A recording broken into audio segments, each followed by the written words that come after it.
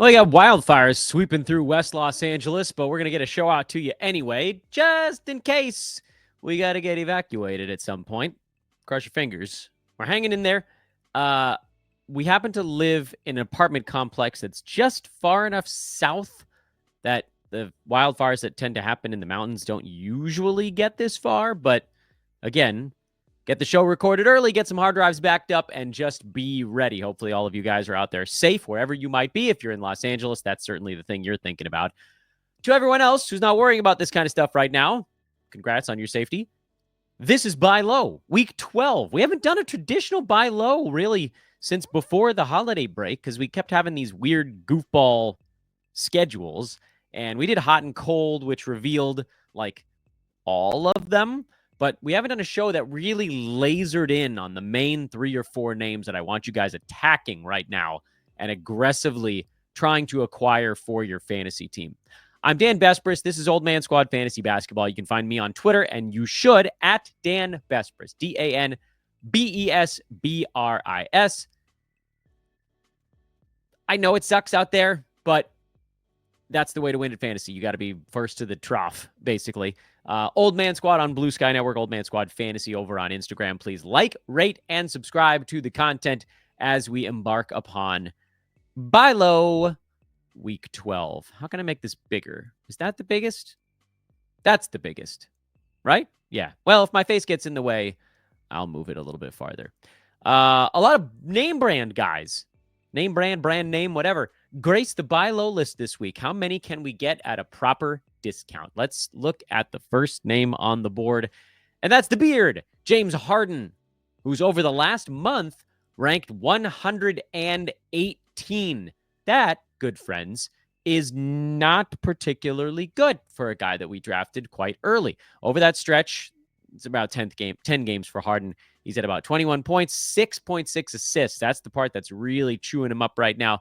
Free throw number is still pretty solid, but not as high perhaps as you'd want. And then the turnovers at 5.5 for a month in a row. And I get it, 21 points, that's not a bad starting point. 6.6 assists, that's fine. The positive free throw, the negatives right now for him are outweighing the positives. He's gone full punt mode, and still, I think he's a buy low. I know overall on the year that makes it a little bit tougher because overall he's number 40 despite this bad last month, because before that he was hovering in the second round despite all the punt stuff. But the low assists, to me, is a thing that probably gets better with Kawhi Leonard around, because right now teams are just triple teaming him. They're hard hedging, they're blitzing, all that stuff that you can do to somebody coming off a pick and roll, and basically forcing him to get rid of the ball early. And then the shots he's getting are crap. So he's shooting terribly. The free throw number I expect to just fluctuate on its own. He's 88% for the year. What did we say? 84 for the last month. That'll probably come back up a little bit. Turnovers are almost definitely going to come down as Kawhi gets ramped up to full speed. So this is an opportunity now to get Harden maybe for around what his rank is right now, which is surprising because he was drafted, anywhere from about 11 to 16, somewhere in that neck of the woods, meaning someone is going to be willing to kind of cut their losses just a tad. It might take a little bit more than his current rank. I put 35 to 45 range on this board because I'm perfectly comfortable going a little bit higher than where he's at right now, because we're going to get a first round run out of Harden at some point. I don't know when it's going to be exactly, but it's coming. So take some, underperforming second rounder or overperforming third rounder. That's probably the window you're looking at right now, and see if you can turn them into James Harden. Darius Garland would be an interesting one. Honestly, funny thing here is someone like a Cade Cunningham, who's very similar but on an upward trajectory. You could almost definitely get Harden for him right now. And the funny thing, too, is that as I say it, I'm sure a lot of you are like, yeah, I don't want to do that. And I get it. I do. Because Cade lately has been better. Would I do Devin Booker for Harden? I probably would. Would I do Anthony Edwards for Harden? I probably would. It's questionable. Would I go LaMelo Ball? There's the injury stuff hanging over him there. De'Aaron Fox for Harden, I would certainly do that. Would I go Jalen Williams for Harden? No, I think you could do better. Even though, interestingly, Jaylen Williams is, We'll be talking about him momentarily. So there's a lot of names in there that I think would get it done. Trae Young, if you want to just go full abandon ship on a couple of things, is like Harden, but without the rebounds and more assists. They're not that dissimilar from one another. Still, I think Harden is about to see an uptick in what he does on a night-to-night basis. So there are all these guys between 40-ish, where Harden is, 41 and 25 even, that I think could potentially make sense. I don't think I would go much higher than that. I think you could probably get more. Not that I don't think it's like not a horrible decision, but don't bet against your don't negotiate against yourself. So like, I mean, I guess you could think about going LeBron. It's a different fantasy game. I get that. But Booker, Garland, Fox, obviously guys like Tyler Hero, but that's not going to get the job done. There are a handful, I think, of names in that range that are good enough to get you Harden that he probably passes over the next couple of weeks. And I would think about it. You don't have to do it, by the way. I give these recommendations. You don't have to do them. They are suggestions, but we get a lot of these right. BetOnline continues to be the world's most trusted betting platform and your number one source for online betting in the year 2025. Hot dog, we made it. Whether you're a seasoned fan or a first-time bettor, BetOnline is your ultimate game day companion. I like that we've got some new ad copy here. They've got the largest selection of odds on everything from football to the NBA, college basketball, NHL, and UFC, and that makes them the number one sports betting source for this brand new year. From touchdowns to three-pointers and hat tricks, BetOnline has you covered on every game, every play, and every win. BetOnline, the game starts here. Second name on our board today is the aforementioned Jaylen Williams, who over the last month is number 163. It's been a really bad shooting month for Williams. Luckily, on the season, he's still number 24, so it hasn't ruined his overall value. But as Williamses go, he's pretty far down the board now. He's behind three other Williamses, Mark, Zaire, and Patrick. Jaylen over his last 12 games, which again, wasn't a super heavy flow month for basketball games, 18, 5, and 5. 1 3-pointer, a steal, 1.1, 41.5% from the field, 71% at the free throw line. That's bad. That's not good at all. On the season, he's at 21, 6, and 5. See, the assists haven't changed very much. 1.8 steals, 48, 78 were the split. So he's 7% low on both percentages. He's 7/10 of a steal down, a full rebound, and 2 points. But it's the percentages that are really tanking him. And admittedly, he got off to a really good start. Remember, he was shooting about 52, 53% that first month and a half, and that's how he climbed into the top of the first round. He was number 6 for a while. He was never going to be the number 6 guy, but he's also very much not going to be, what the hell did I say he was? 163 over the last month? This is a guy who's going to figure out the shot. Guys go through, in the NBA, prolonged shooting slumps. Tyrese Halliburton is still shooting 43.8% on the year. Even after course correcting for like the better part of a month and a half, he still hasn't wiped out that bad shooting start. Remember, he was down in under 40 for a while. And a lot of folks wrote him off as just like bad at fantasy basketball now. Guys go through heaters and they go through slumps, and it lasts, believe it or not, longer than 2 or 3 games at a time for some of these dudes. The Halliburton cold snap was a solid 15 to 20 games. The Halliburton heater hasn't even really hit all the way. The Jalen Williams heater was about 4.5, 5 weeks, something like that. The Jalen Williams cool down has been about that same length. Guys go through hot and cold stretches that last 10 to 20 games. A month at a time, sometimes 2. Nikola Vucevic went almost 2 full months on a heater. He's finally showing some signs of slowing down a little bit. But he put in so much work to get all the way to that high rank, it's going to take a while before he tails off. With Jalen Williams, he's tailed off a little bit quicker. What I don't know for sure, and what we can't really know until we venture out and explore what it might take to get Jalen Williams, is what does it take to get Jalen Williams? My assumption is that because he's still ranked 24th and got off to such a hot start, it's going to take those guys in that same Harden range to basically to haul him in. The only difference is that James Harden, someone probably drafted with a top 20 pick, and Jalen Williams, someone probably drafted with a top 30 pick. So even though it's silly to attach value to the draft slot, emotionally, mentally, projectionally, people are going to do it. There's going to be this part of the brain, whether with Harden, it's like, well, I thought he was going to be a first rounder, so I still have to treat him to some degree like a first rounder, which, by the way, I still don't think is completely out of the question, but not the point. The point here is someone drafted Jalen Williams later than James Harden, so there's this part of them that's like, yeah, he's been amazing so far this year, and he got off to that really good start, but I still, in my heart of heart, thought he was going to be like a 25 range guy, and now he's just back at that marker. This is how he got there, was super hot and then super cold.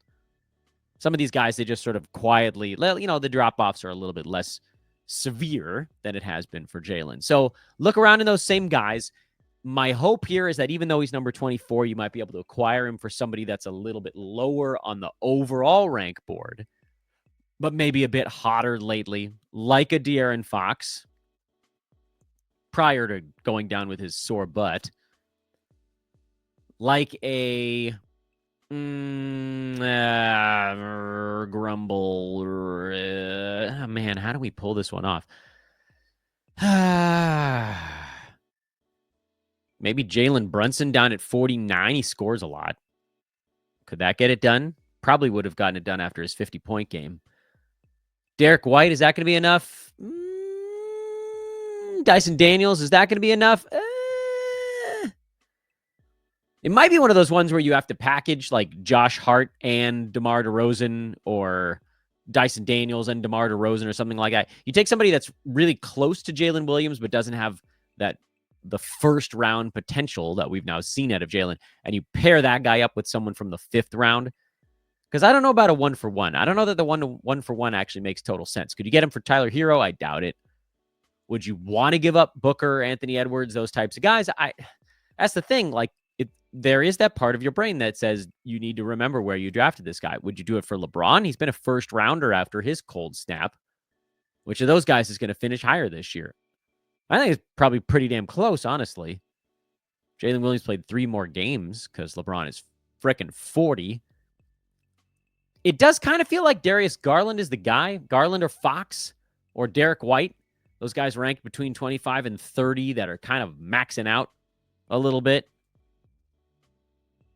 Maybe they get it done. If not, think about perhaps floating your yacht into the 2-for-1 range.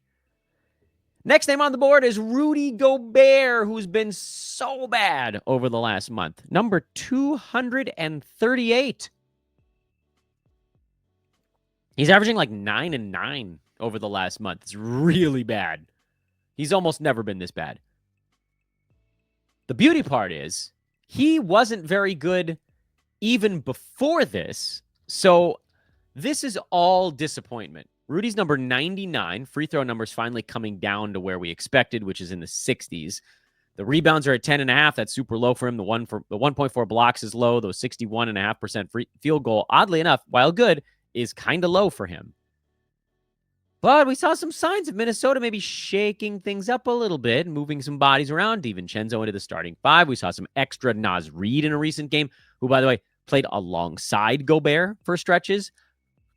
I want you guys to take this with a grain of salt. Some of you are watching the YouTube screen and they're just like, oh, I see Rudy Gobert in big font. I don't like Rudy Gobert this year. I'm going to repeat that. I don't like Rudy Gobert this year. But he's also not a top 240 guy. And in fact, I think he's probably a little bit better than where he's ranked overall on the season right now. Much like with Harden, where with Jalen Williams, like, he might just finish in that 20 to 25 range. That's still a very reasonable target. Harden, I think, is going to be better than 40. Gobert, I think, is going to be better than 99, where he is overall on the season now, forgetting, again, that the last month has been droppable level fantasy play out of Gobert. Not that you're going to do that. Gobert wasn't drafted super early, like a late 5th, I think, in a lot of spots. So whoever has him is not going to be so tethered the way they were to Jalen Williams or James Harden, that you have to overcome the draft slot valuation.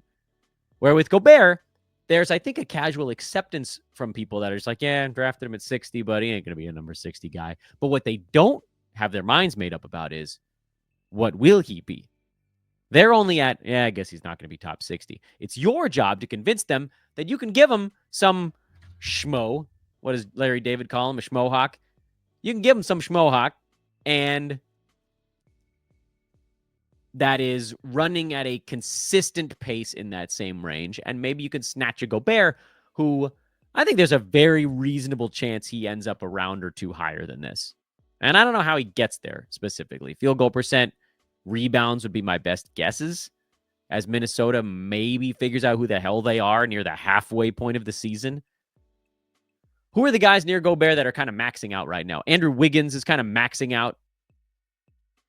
DeAndre Hunter is maxing out. He had a bad ball game in LA, and I worry that's going to cloud people a little bit.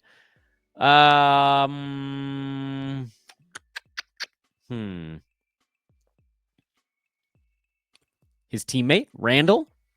If you don't need the counting stats, popcorn numbers, Julius Randle's obviously going to blow him out of the water, but overall 9-cat, I'd certainly rather have Gobert.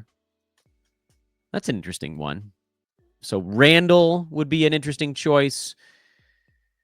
Red hot Russell Westbrook would be an interesting choice should the Nuggets ever get fully healthy again. PJ Washington is a guy I like, but I would definitely trade him for Gobert. I already mentioned Wiggins. I mentioned Hunter. Christian Brown, I would probably go with. Would I go Goga Batadze? I probably would. I probably would go Goga. Yes, go Goga. I know it's a stupid expression, and I said it. And the last name on the main board today is Brook Lopez, otherwise known as Robin's brother, who unfortunately had, like Gobert, one good ball game his last time out. And so his last month rank is not that bad. It's not great, but it's not that bad at 122. But he has tapered off a little bit after the hot start. So Brook now down to number 58 overall on the year with that slowdown. And a lot of people are starting to ask if they should panic because it's been a very quiet stretch for Lopez in that, look, he's not a guy that does that much stuff anyway. He averages 12 and 5, but a lot of blocks on okay percentages. So whatever he does doesn't really jump off the page if he's not blocking a ton of shots. And so anytime he goes through a little stretch where the shot blocking isn't there, or Bobby Portis is running hot, and so Brook's minutes take a small hit, it looks much worse than it actually is. So he's another guy like Gobert who will probably cost you a little bit more, I think, than Rudy did. But I do think it's those guys in that same general range. Probably go a little bit higher, like a DeAndre Ayton. Go would be another one that we just talked about. CJ McCollum, these guys that score more than Brook Lopez does if you don't need it all that badly. Who else would potentially cut it? Jalen Suggs probably would cut it. Kobe White, again, if you don't need the scoring. It's probably not going to work, but you could try Derek Lively, who I like, by the way. I think Lively's on his way up, but I still would most likely rather have Lopez, mostly to avoid the free throw issue. Wiggins, Miles Bridges, after a big ball game, maybe that gets it done. It's a little low.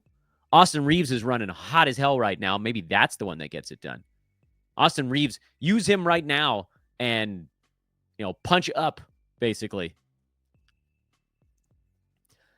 Okay, no buy low show would be done on here without one risky name. And that risky bonus name is none other than, yeah, you guessed it. Or did you? You want me to give you a chance, those of you that are not listening? Jimmy Butler. Oh, even just saying it, you get the willies. But it's the time.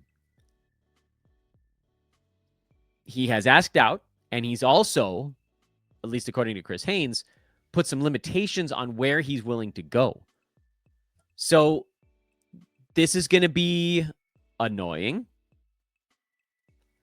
It's going to take time, but he can also be had for an incredibly low price. Because Jimmy Butler, like, when he's running right, he's number 56 this year, and that's after a couple of games where he scored 9 points and just wasn't trying. When Jimmy Butler is running right, he can carry teams. He can go for 19, 20 points, 5 to 6 rebounds, 5 to 6 assists, 1.5 or more steals. Great percentages both. I actually think the free throw percent comes back when he's out of Miami. I think he was deep in his own head there, and that's the spot where everyone is sort of alone with their thoughts for a few seconds. We know damn well that, like, a good Jimmy Butler out there is a top 30 guy. A great Jimmy Butler is a top 12 guy, but that's probably not happening if he really gets his wish and gets moved to Phoenix. If he ends up in Golden State, he could actually be a second rounder because he'll slot right in behind Steph. Phoenix, he'd be sort of like the third guy because you got KD and Booker. In Golden State, it's just Steph. They're like, you could spend multiple weeks with me trying to convince me that other guys will take shots away from him in Golden State, and you will not convince me of that. But are you willing to risk it? Are you willing to risk that Miami might just sit on him the whole year just to prove a point, piss him off more? And then he'll, of course, take his player option for $50-some-odd million, whatever the hell that is. And then we'll do the dance all over again next year. And it'll be the same thing. Do you want to take the risk? Obviously, right now, the risk is how much you're willing to give up. Would you give up a bona fide top 75 guy for Jimmy Butler? Would you give up Kobe White at number 80 for him? I would. Would you give up Bradley Beal, who might be going the other way for Jimmy Butler? I probably would. Because so far this year, now with Beal, I also think he's a little bit of a buy low, but not kind of the point. Would you give up Ivica Zubac? Would you give up CJ McCollum? Would you give up Michael Porter Jr.? I absolutely would. Would you give up Brandon Miller? See, now you're starting to creep into guys that might have a little bit of production out in front of them. You're also not going to give up a fellow buy low that's a little bit farther down the board. So start low. How low can you go and start inching your way up the board? Cam Thomas, if he wasn't hurt right now, would be a great one to throw out there because he's for sure going to have a 40-point game, and you're going to have a great sell-high window. We just got to get him healthy first. See what it would take. If you're going to have to give up a top 50 guy, I'm not doing it. But he's number 56 right now, and there's no telling when he's going to play again. You might actually, this might be one of those players where you have to end up in a little bit of an argument with the team that has him that's getting annoyed about it. In Roto, you're probably not going to be able to pull it off because if somebody's dealt with Butler to this point in the year, they're probably just going to stick with it. Head-to-head, teams might get more frustrated. Because, like, I wouldn't give up DeMar DeRozan, who's right next to him on the rank board. Maybe I would. I just, don't try not to go that high. Try not to go up to where he is right now. You shouldn't have to overpay for this dude right now. He's a mess. He's a massive headache. So if someone's like, no, I'm not giving him up for top 60, then just say screw it and go someplace else. But if you can squeeze him and get him for that 65, 75, 80 range, 65 to 80 probably be in the spot, you probably do it. Because your team will survive if some 7th round dude on your club is just gone and there's no return. You have to, in your mind, say, can my team survive if I give up my 7th round dude and literally get nothing back for it? And that's like CJ McCollum right now. What if you gave up CJ for zeros the rest of the year? That's the worst case scenario. Could your team survive? I would argue they probably can. Could your team survive if you gave up freaking Jared Allen? Maybe. Walker Kessler? Maybe. Isaiah Hartenstein? Maybe. Probably. Zach LaVine? Maybe. Like, see, that's why I don't want to get into that top 50 range, because then you get into the spots where it's like, this now changes the composition of my team in a way that losing McCollum doesn't. Top 50 guys and higher create team identity for your fantasy team. Top 75 and lower don't. And in between 50 and 75, it's really player specific. Some of the guys in there, like a Miles Turner, big blocks, and not a whole lot else. But then, like, the even keel guys in there, they're not really creating a team identity. Peyton Pritchard is not your team identity. Neither is Mikal Bridges, if that makes any sense. All right, guys, just in case you were curious, as we're wrapping things up, these are the names we've had on this show before. Week 1, all the way back 2 days into the season, was Halliburton, Butler, oddly enough, Claxton, Bogdanovich, woof, no, Cat, yay, Jalen Suggs, pretty good, Darius Garland, great, Zach Edey, up and down, and then Tobias Harris, who's finally starting to make headway, but overall that one's been kind of like a meh. Week 4, we did one of these shows. Lauri Markkanen hasn't worked. Jimmy Butler was on there again. I think I have a problem. Freddie VanVleet hasn't quite cashed in. Josh Giddey was in the middle of cashing in and then got hurt, but obviously he has been better since that show. And Drew Holiday has started to cash in from that week 4 show. So a couple of those did work. Week 5, we went Halliburton again, and he cashed in again. Joel Embiid was the risky one. That one's iffy. Verdict out. Trey Murphy, big time, yay. That's a huge win. And then we did an injury buy low on DeJounte Murray and Scotty Barnes. That hasn't really panned out yet, but also hasn't been a total mess. And then finally, week 7 was the last one of these we did before all the holiday stuff.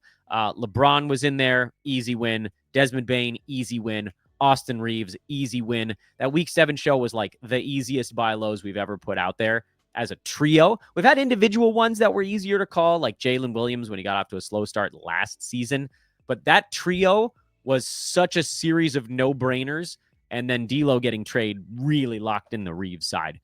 But that's the history. I'm trying to keep track of everything that we tell you guys to do on this show. That is what we've told you to do over the last 11 and a half weeks. And now you've got the list for week 12, which again, recap, James Harden, see if you can get him for 35 to 50. Jalen Williams, see if you can get him for 30 to 40. Rudy Gobert, see if you can get him for someone in the 100 range. Brook Lopez, a little higher than that, 85 to 100, 105, something like that. And then Jimmy Butler, see if you can get him for someone in that 75 range. Otherwise, don't take the risk. That is this is my price, I'm not budging kind of thing. Don't get crazy.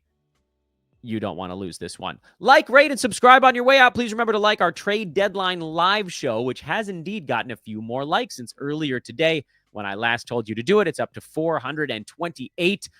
Can we get to 1,000 before February the 6th? Only with your help, obviously. That's the only way we get there. 428 is still the most liked video we have on this feed so far. So we'll just keep piling onto that one. Again, hit that subscribe button. That's the big one. Folks on iTunes, Spotify, if you have a chance to leave a five-star review, I'd really appreciate it. Also, remember, I am at Dan Besbris over on Twitter, DanBesbris. I will see you over there. Again, everybody out west, myself included, stay safe. This is a crazy fire. It went from 200 to 700 acres in like an hour and a half. It is blowing hard. We have gale force winds in West LA. I looked it up. It's 40 miles an hour or more. Ridiculous. Ridiculous. All right. We'll be back with you tomorrow with a recap show. Enjoy the small respite from Dan. I'll see you then.